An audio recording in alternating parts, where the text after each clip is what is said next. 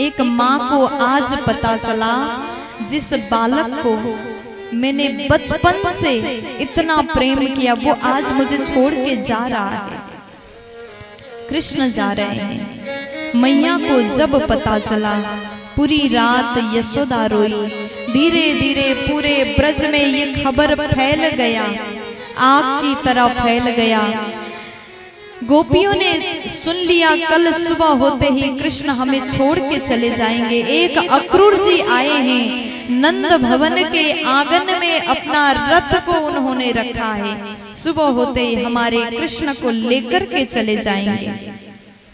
सुबह सुबह मैया यशोदा कृष्ण को जगाने के लिए माखन लेकर के आई, लेकिन यशोदा जी आज जैसे कृष्ण को देखती हैं, मैया को सारी बात पता चल गया कृष्ण अब जाएगा, मुझे छोड़ के चला जाएगा। कान्हा उठ जाओ ना, थोड़ा सा माखन खा लो। भगवान आज मैया से नजर नहीं मिला पा रहे हैं।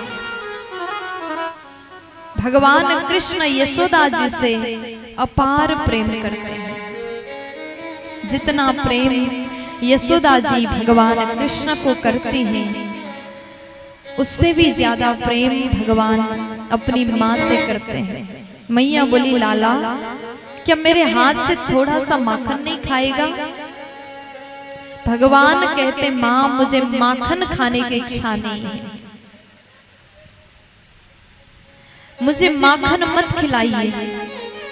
यशोदा जी बोली कि लाला मैंने सारी बात सुन लिया, तू मेरा बेटा नहीं है ना, देवकी वसुदेव जी का पुत्र है। देखिए आज उस माँ को कितना कष्ट हो रहा होगा जब माँ को पता चला कि ये जो बालक है मेरा नहीं किसी और का बेटा है। कितना तकलीफ हो रहा है।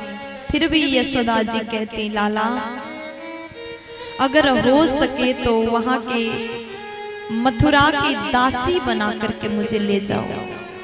कई प्रकार से मैया ने मनाया।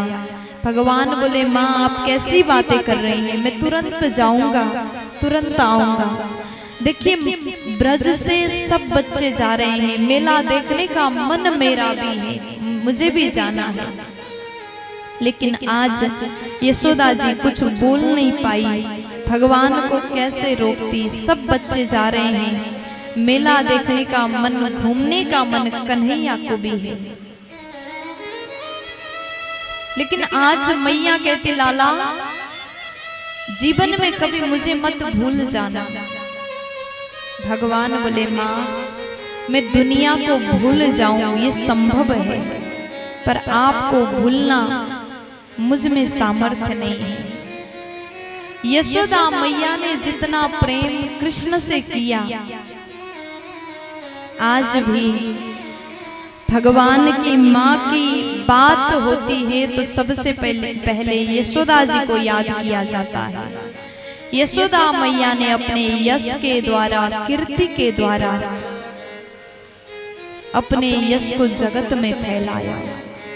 भगवान कृष्ण जी पूरी रात रोए, कृष्ण को भी नींद नहीं आई, क्योंकि भगवान जानते हैं सुबह होते ही मुझे जाना होगा, और जैसे मैं यहाँ से चला जाऊंगा एक बार तो वापस में ब्रज में लौट करके नहीं आऊंगा।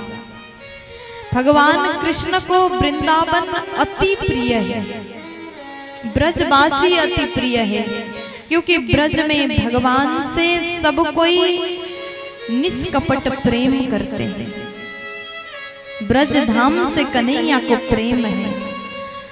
सुबह हुआ, अक्रूर जी बोले, कन्हैया देर मत करो, बहुत दूर जाना है, विलंब हो चुका है।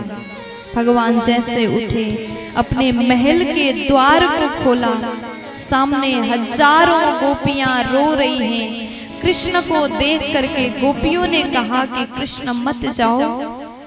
भगवान गौशाला की ओर निहारते हैं, समस्त गायें रो रही हैं।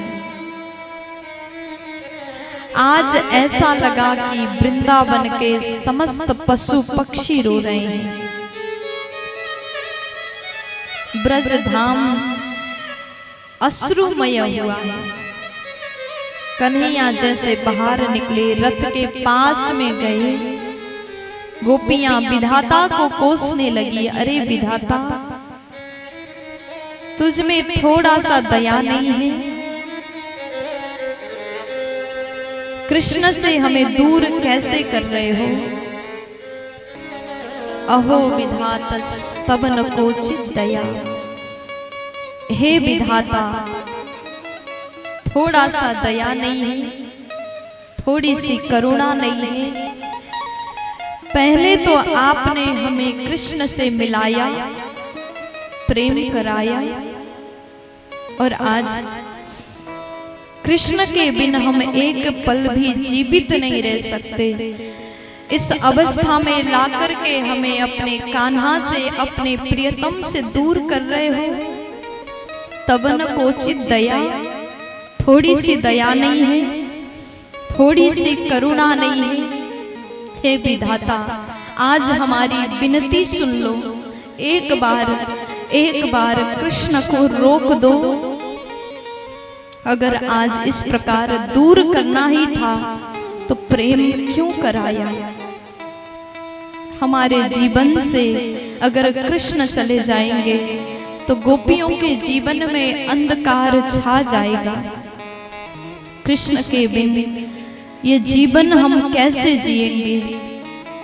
पहले जिस प्रकार से छोटे बच्चे खिलौने के साथ में खेलते हैं, खेल करके जब मन भर जाए तो उसे तोड़ करके चले जाते हैं। तुमने भी हमारे साथ में, हमारे जीवन के साथ में वो खेल खेला है।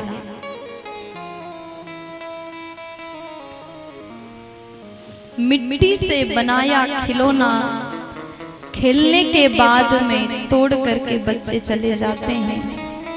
तुमने भी हमारे जीवन के साथ पहले तो कृष्ण से मिलाया, प्रेम कराया, और उसके बाद हमें इस अवस्था में ला करके अब कृष्ण के बिन रहना मुश्किल हो गया। उसके बाद हमें दूर भेज रहे हो, हमारे कृष्ण को हमसे अलग कर रहे हो।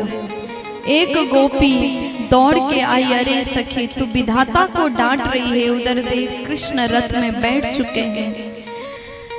अब तो गोपियां दौड़ के गई, राधा रानी दौड़ के आई। भगवान कृष्ण जी महाराज अपने बंसी राधा रानी को देते हैं। श्री राधा रानी को बंसी दिया। गोपियों ने कहा कि कान्हा ये बंसी तो साथ ले जाओ, लेकिन बंसी साथ ले जाओ। भगवान बोले आज के बाद इन हाथों में बंसी नहीं, युद्ध के लिए शस्त्र अस्त्र होगा। श्री राधा रानी ने भगवान को रोका नहीं, कुछ भी नहीं कहा। अगर राधा रानी चाहती तो शायद भगवान रुक जाते। एक बार भी अगर श्री राधा कहती कि कान्हा मत जाओ तो शायद कन्हैया रुकते। कृष्ण को जाता देख श्री राधा रानी व्याकुल हो रही है। श्री राधा रानी के मन के दर्द को, हृदय की पीड़ा को कौन समझ सकता है? कृष्ण के पास भी वो सामर्थ्य नहीं श्री राधा रानी की पीड़ा को समझ सके।